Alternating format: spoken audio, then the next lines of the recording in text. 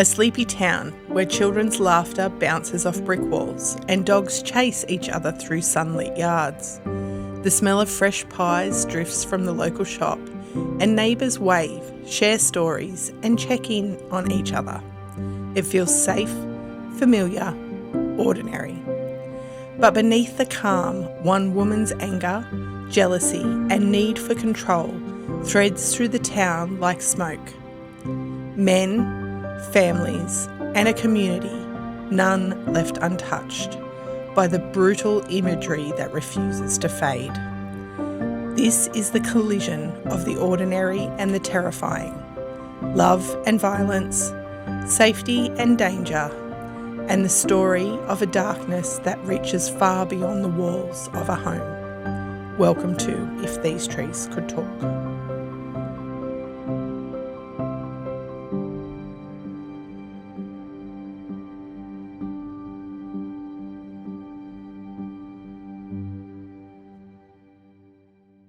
We acknowledge the traditional custodians of the land on which we gather, the Wonnarua people, and pay our respects to their elders past, present and emerging.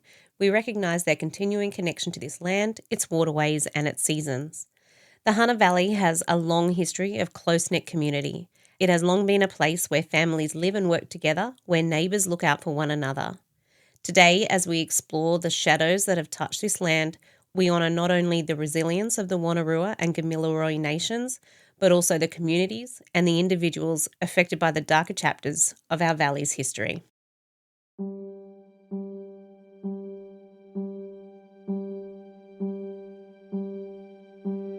I wanted to understand why.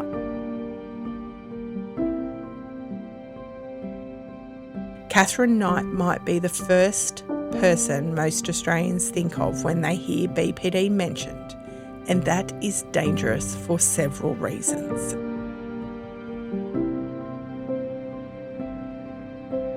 Prison may be the only place where she has found stability.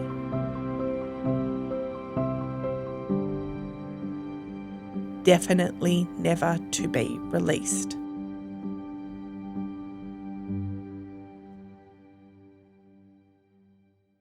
Welcome back to our deep dive into one of Australia's most disturbing true crime stories. In part 1, we explored Katherine Knight's early life, a childhood shaped by trauma, instability and violence, and the troubling patterns that began to surface long before adulthood. In part 2, we walked through the horrific murder of John Price, a crime so confronting it left the nation reeling. If you're joining us for the first time, you might want to go back and listen to those earlier episodes, but only if you can stomach the harsh, unsettling truth of what unfolded. Now, today, in part 3, we turn to what came next, the courtroom, the evidence, the psychological assessments that tried to shed light on her behaviour. We'll look at her diagnosis of borderline personality disorder, as well as other misunderstood mental health conditions, and explore the way they intersect with justice, accountability and public perception. When dawn broke the morning after John Price was killed, the horror of what happened inside his home began to unfold, and the legal and psychological reckoning that followed was only just the beginning.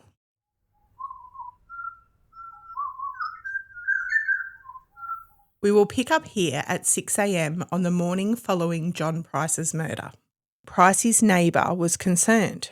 His car was still in the driveway. Something wasn't right. He knew he was reliable, always off to work on time. When he failed to show up at work, his employer sent someone over to check. The neighbour and his co-worker knocked on the windows, peering inside, hoping for a sign that everything was okay. And then they saw it, blood smeared across the front door and doorstep. Horrified, they called the police. By 8 a.m, officers arrived, forced entry through the back door, and were met with a scene of unimaginable horror. Katherine lay comatose in a bed, apparently having taken a large number of pills. When Knight was finally taken into custody after the horrifying events at John Price's home, the town of Aberdeen was still reeling from the sheer brutality of what had happened and the loss of their much-loved friend. It was a case that shocked not just the families, friends and local community, but an entire nation. Amid the media frenzy and public horror, Bob Wells, a seasoned investigator at the time, became one of the key voices guiding the investigation. On the podcast, I Catch Killers, Wells recounts the tense moments following Katherine's arrest. He explains that when the authorities first apprehended her, she was taken to Maitland Hospital for evaluation. At that point, Wells said, it was about ensuring she was stable enough to be interviewed and that the immediate risk to herself and others was managed. Wells described how he was tasked with interviewing Knight at the hospital. It was surreal, he recalls. You're sitting across from someone who just committed an unimaginable act, and you have to gather every detail for the investigation, while also trying to understand the mindset behind it. He talks candidly about the challenges of speaking to someone with such a complex and disturbing profile. She was calm, methodical. It was chilling, he says. Every answer had to be carefully recorded. Every movement, every word could be crucial to understanding this case. The podcast dives into Wells's role, not just as the interviewer, but leading a wider investigation team. I'm going to include this interview in the show notes. He's a lovely man who shares honestly about the toll his involvement in this case, as well as others, took on his own mental health. There was also one part of his interview that really grabbed me. He said there was a moment when he was sitting across from Katherine and she was claiming, as she still does now, that she had no recollection of the events that led to John Price's death. He explains there was a moment where he caught her eye, and in that moment he was sure that she remembered everything.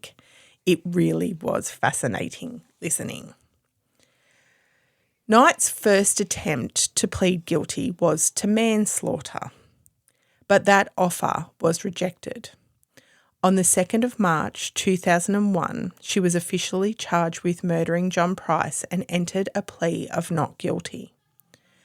When the trial finally begun, Justice Barry O'Keefe gave the 60 potential jurors a chance to step aside, warning them that the photographic evidence they'd see was extremely graphic.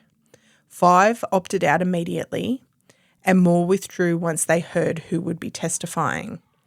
Eventually, the jury was set, but Knight's legal team asked for an adjournment. The following morning, in a surprising turn, Knight changed her plea to guilty and the jury was dismissed.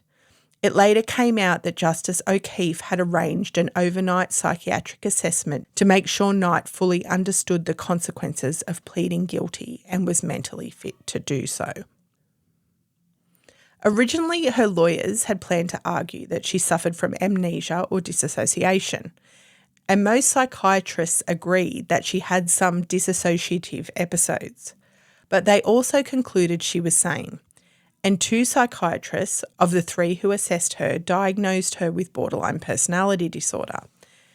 Even after pleading guilty, Knight continued to deny personal responsibility for what she had done. During sentencing, when the details of the murder were laid out, specifically the skinning and decapitation, she became hysterical and had to be sedated in the courtroom. Her legal team tried to have her taken out of the court so she didn't have to listen. This was at the sentencing, so she didn't have to sit and listen to what had occurred. And Justice O'Keefe said no. She's going to sit in here and listen to every word of this. Obviously, I'm going to comment on the borderline diagnosis, and I'm going to do it for 2 reasons. The first is obviously that I also have a borderline personality disorder diagnosis, and the second is that for a time, and maybe even still now in Australia, Katherine Knight might be the first person most Australians think of when they hear BPD mentioned. And that is dangerous for several reasons, and I want to unpack that a little bit. BPD is a serious mental health condition, but it's mostly about an inability to regulate emotions, intense emotional pain, and a fear of abandonment. It definitely doesn't make someone a murderer. Yet because Knight's crimes were so extreme and she happened to receive the diagnosis, the public often misinterprets BPD as inherently violent. For the many Australians living with BPD today, that's a real problem. They face stigma, fear and misunderstanding, even though most people with the disorder are much more likely to hurt themselves than they are anyone else. Knight's case became a sensational headline, but it's not the reality for the vast majority of people living with BPD. BPD is not a crime predictor. It's a mental health condition that deserves understanding, treatment and support, not fear. But in saying that, there's a couple of things that I also wanted to raise. And I'm not a mental health professional, so you are free to make your own choices and do your own research. The first is that you don't just go and have a blood test to get a personality disorder diagnosis. People are diagnosed based on a set of symptoms. Cluster B personality disorders, which includes borderline, antisocial, histrionic and narcissistic personality disorders, exists on a spectrum, meaning that the traits associated with these disorders can range from mild to extreme. People may show some characteristics such as impulsivity or intense emotions, unstable relationships, without meeting full diagnostic criteria, while others display these traits in a way that severely impact their daily life or relationships. Many of the symptoms of each of the disorders in the Cluster B section can overlap. Mental health professionals diagnose these disorders through detailed clinical assessments, which involve exploring a person's long-term patterns of thinking, feeling and behaving. Diagnosis typically considers how persistent and pervasive these traits are and whether they cause significant distress or impairment, and if they are distinct from reactions to life stresses or other mental health conditions. So, for an example, we had a tough thing happen in our family a couple of weeks ago, and that caused us both grief. That would sit differently for you for many reasons, and it would sit differently for me for many reasons. How cryptic. Very cryptic. So it would be unfair for us to sit down with a psychiatrist in that situation and them to measure our levels of grief and say, oh, well, Megan, yours isn't as bad as Shannon, or Shannon, yours isn't as bad as Megan. Do you get what I mean? Like, because everything is relevant to your own experience. Yes. Yeah, I understand what you're saying. Yep. And when I've gone to see professionals before, I would always say, oh, it's such a minor problem. And they're like, no, that's not. It's all relative to how you are feeling right now. That's exactly right. So I want to be clear here before I go on that I 100% agree that there are definitely indications of BPD in what I understand about Katherine. Again, I'm not a mental health professional. I'm just a podcaster who loves doing research, and my rabbit hole this week has been diving into interviews with forensic psychiatrists to better understand sociopathy and psychopathy and the difference between the two personality constructs. It's complex, but in a very confined nutshell, sociopaths tend to be impulsive and reactive, while psychopaths are typically more cold, calculating, and emotionally detached. Sociopaths may have limited conscience and can form some relationships, while psychopaths are often described as having no conscience or remorse and are unable to form deep bonds. The behaviour of sociopaths is often attributed more to environmental factors, whereas psychopathy is considered to have biological and genetic underpinnings. Researching this stuff might not be your idea of a good time, but I thoroughly enjoyed it. The reason I did this is because many headlines name Katherine as a psychopath, and we know the media loves a grabby headline. I'll mention a little bit more in a minute about why we know little about this part, but they're headlines. There's no diagnosis. So it was just my curiosity that led me here to want to understand more about all of this part. Sociopathy is a personality construct, not a diagnosis, that describes a particular pattern of thinking, feeling, and behaving.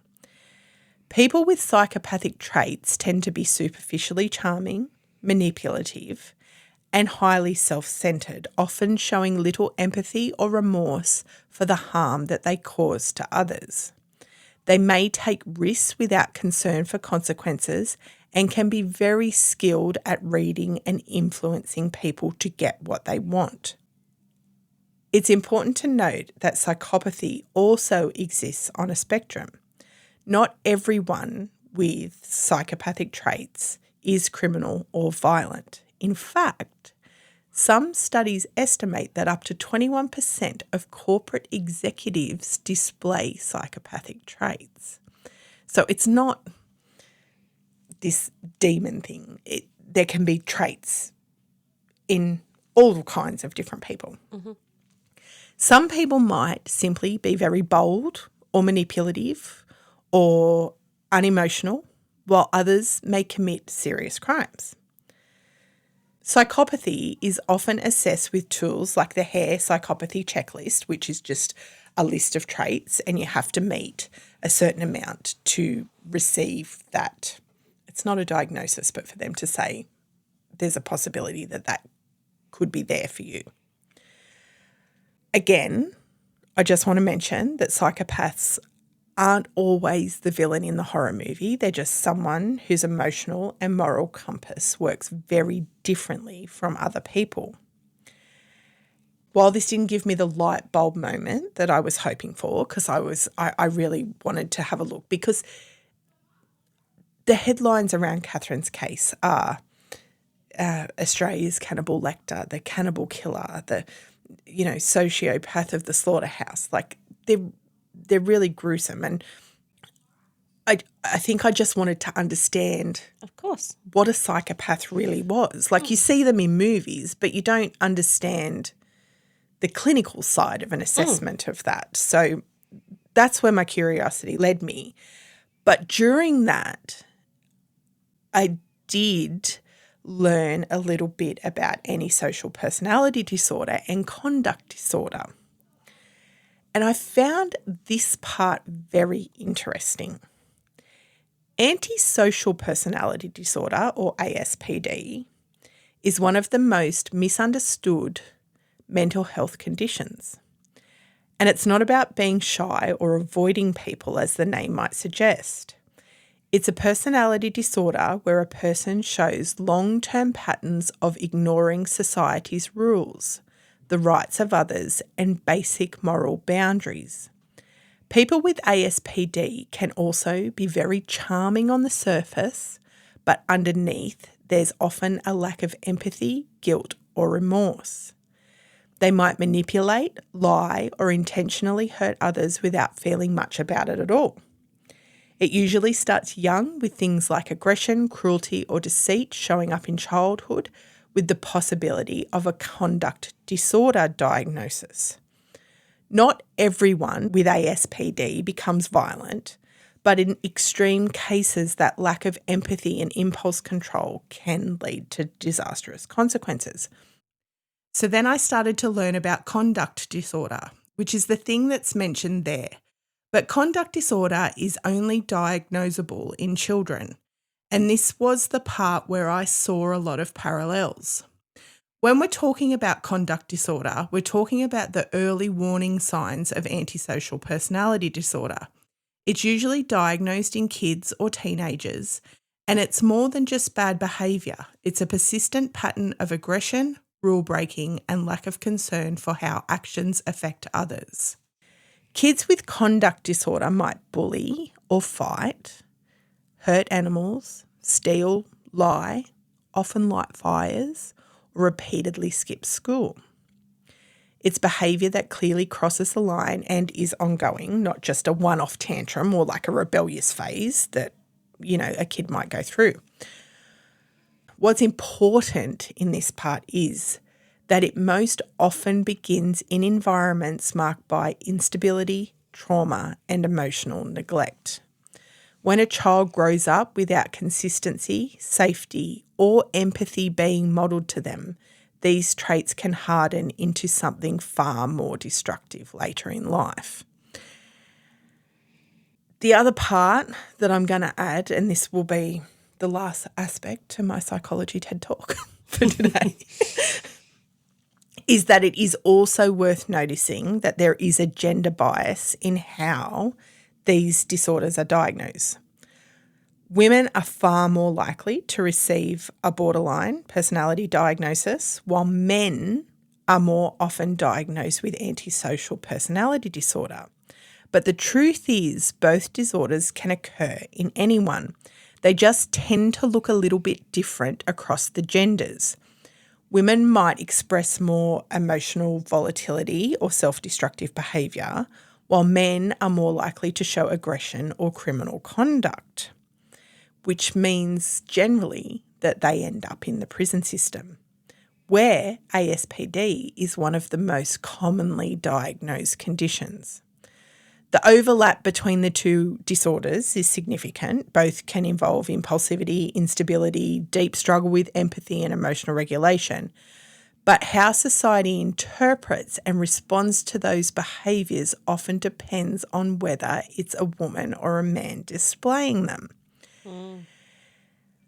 This isn't an argument for one or the other. I just found it really interesting when I dove into this. And personality disorders are extremely complex, and no two people's experience is the same of even the same diagnosis. And what I've mentioned here isn't meant to stigmatise or scare anyone or try and sway, one way to another. I just thought that given the fact that we had literally just gone through the whole life of this woman, I wanted to understand why. So you think that she was incorrectly diagnosed with BPD, or you think she has a few other conditions as well? I don't know. I'm not a clinician, so I can't make an assessment of it. I have a couple of problems with it in the fact that she was assessed pre-trial, so it wasn't an ongoing. She wasn't working with a therapist who said, hey, I think you've got borderline. Over a period of a long history.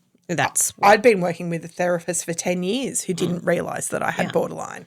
Yeah, but you said to get a diagnosis you need to have these behaviours need to have continued over a very long period of time. Yes. So these guys made an assessment on her, probably based on a history. I don't know whether that history was presented to them by the police or whether that history was presented to them by Katherine herself. So there's some barriers there to me making a conclusive decision. I don't think I understood a lot about antisocial personality disorder, but there was a lot of parallels in there as well. So I don't even know if both can be co-occurring, like if because personality disorders are on a spectrum, you can have traits of both. So, look, the way I look at it is that the psychiatrists who assessed her are far more qualified than I am. I am very curious about the fact that only 2 of the 3 psychiatrists diagnosed her with BPD, and I would really love to understand the perspective of that third set of thoughts. I just thought it was an interesting thing to have a little look at. Especially since so much information has been gathered since 2000? This is exactly right. Yeah. Yeah. So conduct disorder, is that what it's called? Yes. In teenagers? Yes. Turns into? Antisocial personality disorder. Not always, but it can. And the key with all of this stuff, as any mental health condition, is that early intervention gives the best chance of recovery and remission. Some are harder to manage than others. honestly, for anyone who is seeking a diagnosis, and I didn't say all of this stuff to, I'm not trying to shift it from BPD to ASPD. I certainly don't want to stigmatise it further, any type of personality disorder, because every person who is either seeking a diagnosis or managing treatment deserves care and Understanding. Yeah, and, of course. no judgment towards them. So, Yeah. and it's the way that my brain works. Like, I want to understand what's course. going on inside of Katherine's head. So, yeah, that was just kind of my deep dive into that, and I thought you might be interested in it. I am. I found that much easier to listen to than the other parts of this story. Thanks.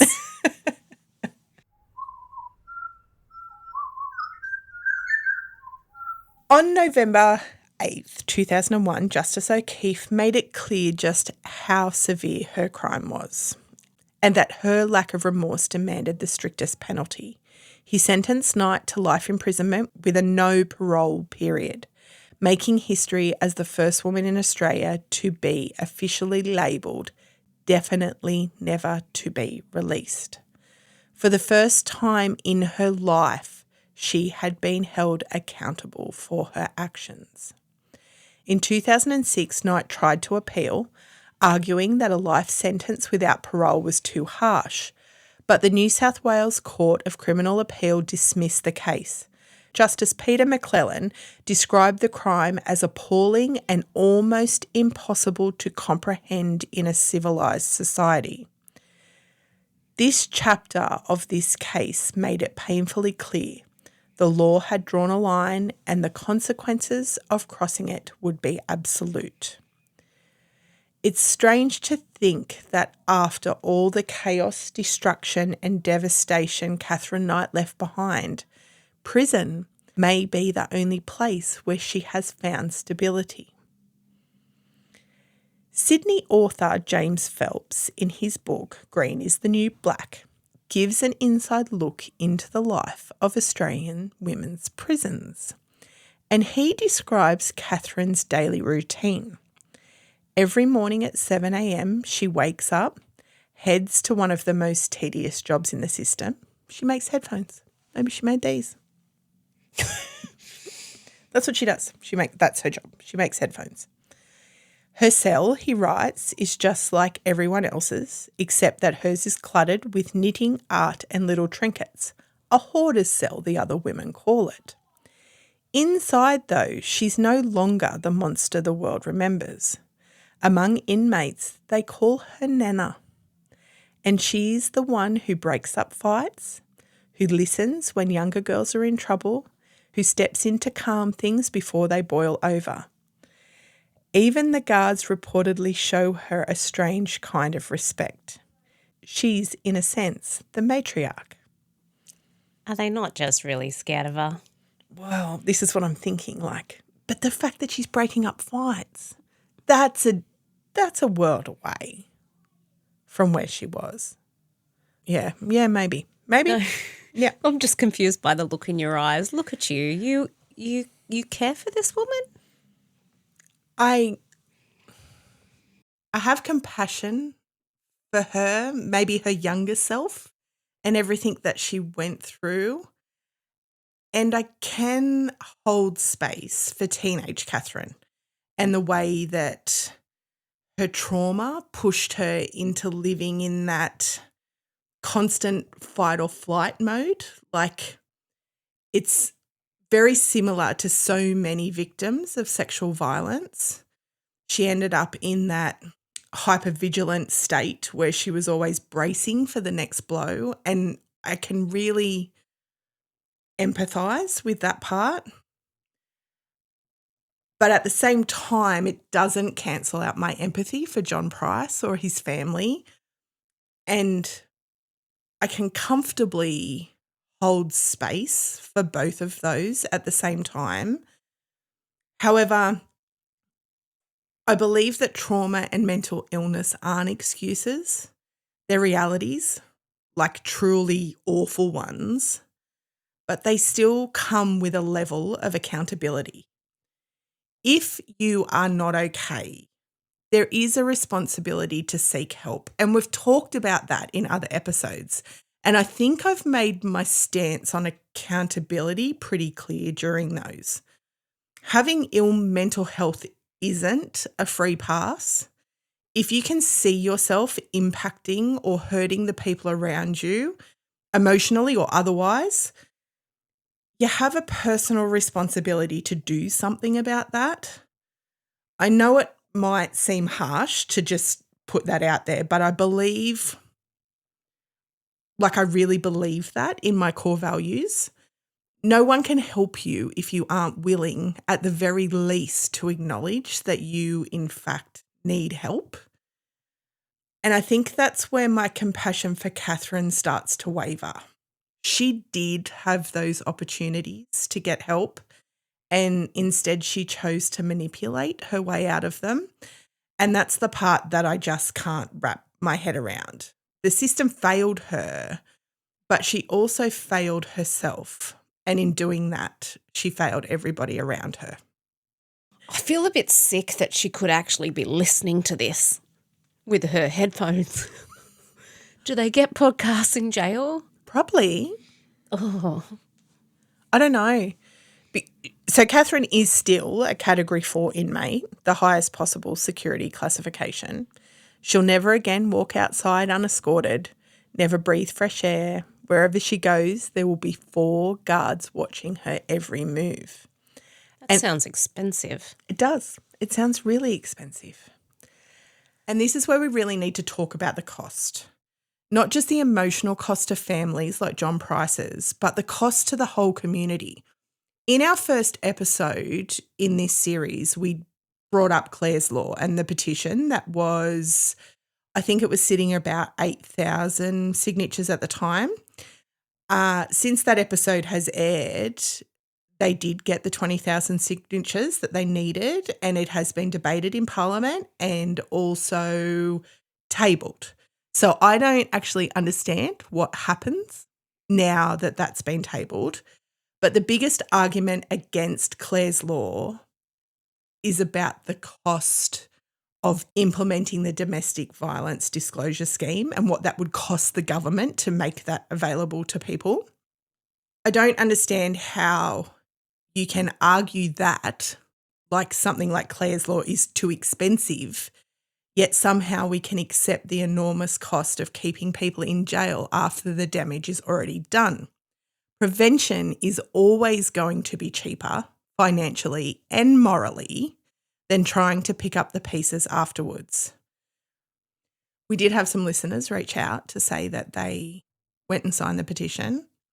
So our podcast got that petition over the edge? Well, look, I don't think it was us entirely, but I was so appreciative that listeners did do that. And I love that. Even if it's like the tiniest, smallest little role, that we did play a part in that. And that's the whole reason why we do these kind of episodes. I just don't think that you can talk about the cost of implementing something like this. And when you look at the cost of what it takes to manage it in the aftermath, 4 prison guards for 1 woman for the rest of her life. The cost of that must be extraordinary. And I don't know how you compare that cost to offering people a chance to protect themselves against the lifelong cost of violence. Surely it's obvious where the smarter investment is. Prevention just isn't kinder, it's economically sensible.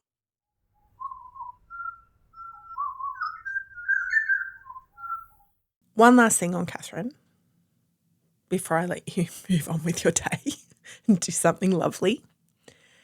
Unlike a lot of other prisoners, Katherine Knight is forbidden from giving interviews or speaking publicly.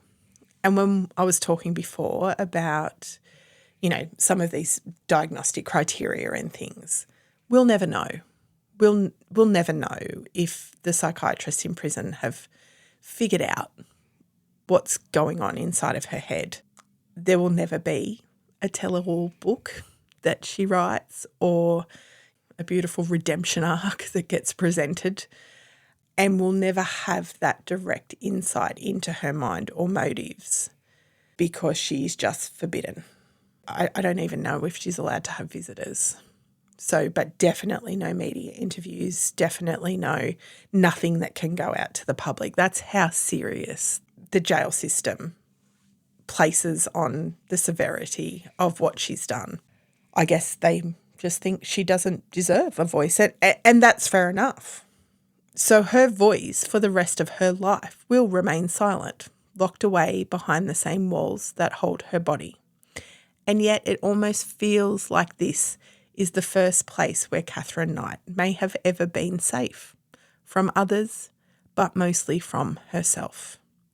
The first place where she found structure, routine, and bizarrely purpose, even if it is just making headphones. I kind of can't help but feel like that's an additional tragedy in this story.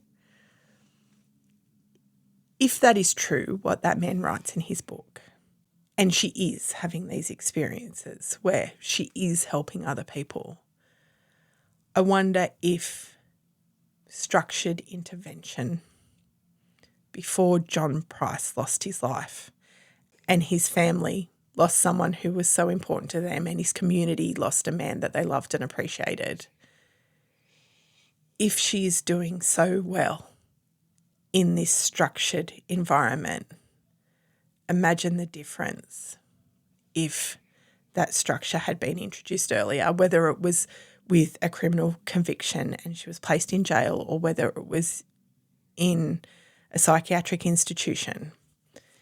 There's just so many aspects to this that if that one part is true, had that happened earlier, this story could have had a very different ending.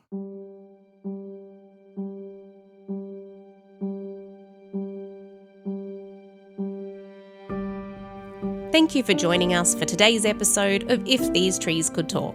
If you would like to access more about the places or information included in today's topic, please visit our website ifthesetreescouldtalk.com.au. If you would like to follow us on our adventures, check us out on Facebook or Insta.